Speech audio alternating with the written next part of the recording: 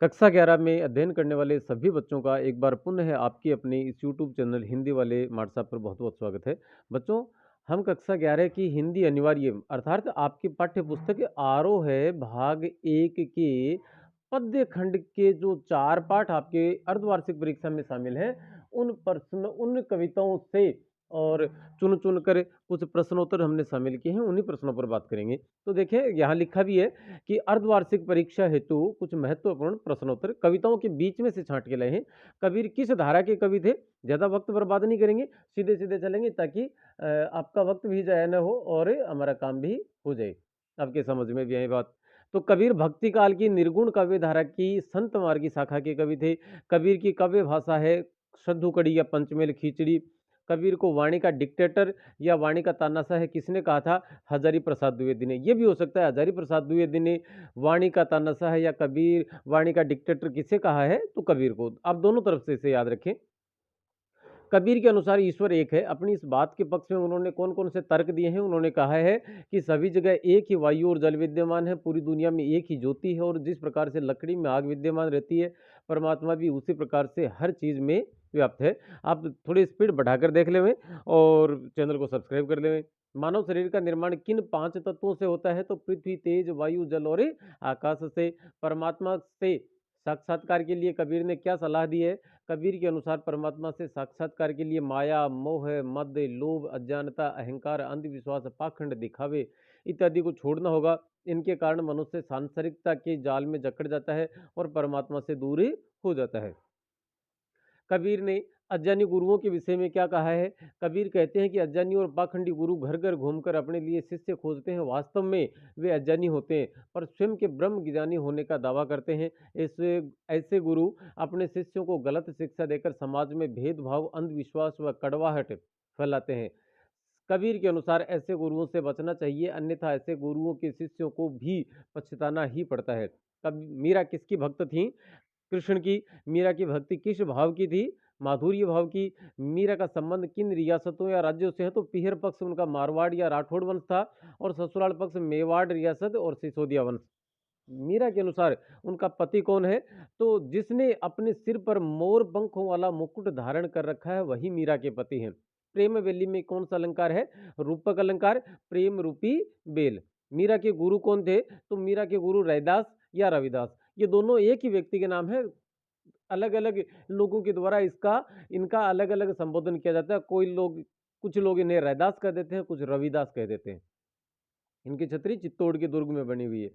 प्रेम रूपी बेल किससे सींची गई? आंसुओं के जल से। आनंद रूपी कल फल कब प्राप्त होगा या कब लगेगा? प्रेम रूपी बेल के विकसित होने पर। कुल या वंश की मर्यादा छोड़ने से तात्पर्य है कि राजमहल के रीति रिवाजों को न मानना। मीरा किसे देखकर प्रसन्न होती थी? भगवान के भक्तों को। दुखी कब होती है? सांसारिकता में फंसे लोगों के व्यवहार देखकर। दधी मथी घृत काढ़िलियों में घी से आसे है कृष्ण का प्रेम। मीरा को कुलनासी कौन लोग कहते थे? उसके समाज के लोग। कि न्यात कहे कुलनासी, तो न्यात मतलब समाज के लोग। मीरा के लिए विष किसने भेजा? मेवाड़ के राणा ने। मीरा के पदों की भाषा है ब्रज भाषा मिश्रित राजस्थानी। कि राजस्थानी तो मूल भाषा है और उसमें कुछ शब्द ब्रज भाषा के भी आए हैं। पग बांध घुंघरू मीरा नाची और सहज मिले अविनाशी। पंक्ति में या सॉरी पद में काव्य गुण कौन सा है? तो माधुर्य काव्य गुण। मीरा के इन सभी पदों में माधुर्य काव्य गुण ही आपको करना है और रस पूछे जाए तो भक्ति रस किया जाना है। और दूसरा यदि बात करें तो श्रृंगार रस। लोग मीरा को बावली क्यों कहते थे? मीरा ने स्वयं को कृष्ण के प्रति समर्पित कर दिया था। कृष्ण भक्ति में लीन मीरा को राणा परिवार की मर्यादा, सामाजिक प्रतिबंधों व समाज द्वारा की जाने वाली निंदा की कोई चिंता नहीं थी। मीरा के इस स्वच्छंद व्यवहार के कारण ही लोग उन्हें बावली अर्थात पागल कहने लगे थे। मीरा ने कृष्ण को सहज मिले अविनाशी क्यों कहा है? मीरा का मानना है कि उनके आराध्य अविनाशी है, मतलब जिनका कभी विनाश नहीं हो सकता। और आराध्य कौन है? कृष्ण। और उन्हें पाने के लिए अर्थात कृष्ण को पाने के लिए किसी प्रकार की चतुराई नहीं बल्कि मन की सहज भक्ति भावना की आवश्यकता है। इसी कारण वे कृष्ण को सहज मिले अविनाशी कहती हैं। पथिक नामक खंड काव्य के रचयिता कौन है? तो रामनरेश त्रिपाठी। रामनरेश त्रिपाठी के द्वारा रचित ग्रंथों के नाम लिखिए। तो मिलन, पथिक, मिलन और स्वप्न। ये तो खंड काव्य है और ये फुटकर कविताओं का संग्रह है मानसी।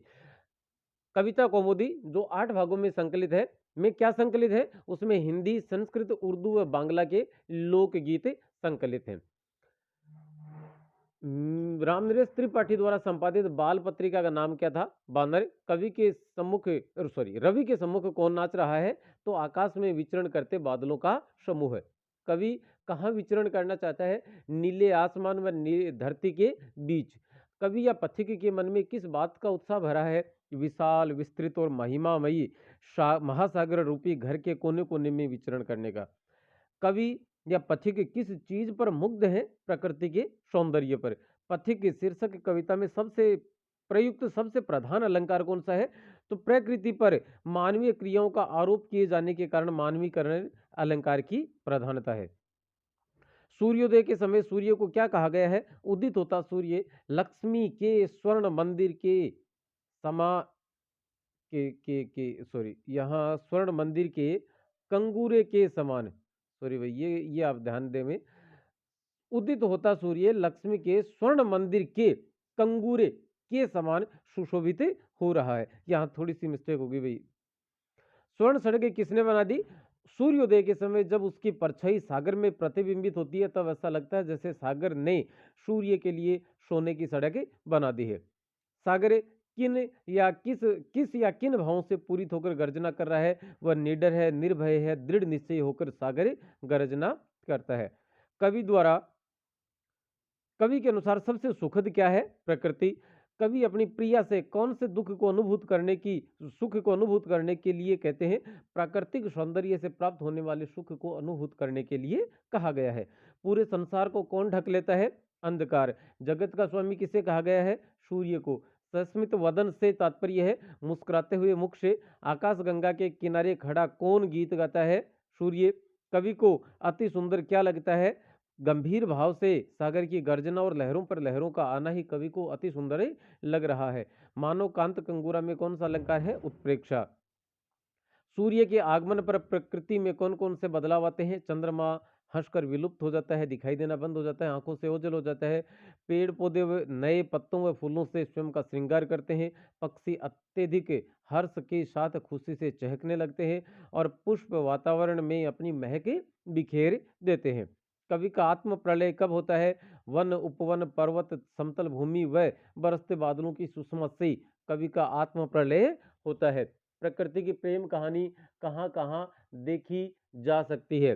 तो प्रकृति सागर की लहरों, तटों, घास के तिनकों व पेड़ों पर, नीले आकाश में सूर्य की किरणों व बादल के साथ साथ प्रकृति की हर चीज में उसकी प्रेम कहानी देखी जा सकती है। सूर्योदय के दृश्य के वर्णन में किस बिंब का प्रयोग किया गया है? चाक्षुष बिंब का। आहा प्रकृति प्रेम का राज्य किसे कहा गया है? प्रकृति के राज्य को। प्रकृति का सुकुमार कवि। क्योंकि आप इस प्रश्न को थोड़ा सा गौर जरूर कीजिएगा क्योंकि प्रकृति से संबंधित कविता रामनरेश त्रिपाठी की आई है। यदि ये प्रश्न पूछा जाता है कि प्रकृति का सुकुमार कवि या प्रकृति का चितेरा कवि किसे कहा जाता है, तो यहाँ आप करेंगे सुमित्रानंदन पंत को। कवि ने किसान की आंखों की तुलना किससे की है? अंधकार की गुफा से। कवि का मन किससे डरता है? किसान की दुखी आंखों से। कवि की आंखों में अभिमान कब भरा था? जब वह स्वाधीन था तब। संसार कगार सदृश वह खिसका। पंक्ति में व्यंजित भाव है कि दुख के समय अपने भी साथ छोड़ देते हैं। संसार के लोग दुखी व्यक्ति से दूरी बनाने लगते हैं। इससे लोगों के स्वार्थी भाव का पता चलता है।